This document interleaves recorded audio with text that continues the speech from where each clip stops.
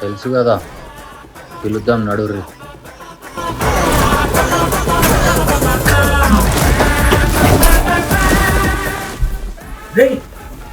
ఏంది కదా పొద్దున్నే ఓపెన్ చేయాలా? షూటింగ్ చేస్తున్నా, మందు షిప్ దొబ్బిందా? నాది నేను ఓపెన్ చేసుకుంటా కానీ నువ్వు ఓపెన్ చేసేది వేరేది ఉంది లేదన్నా. ఏంటది? నడు చెప్తా.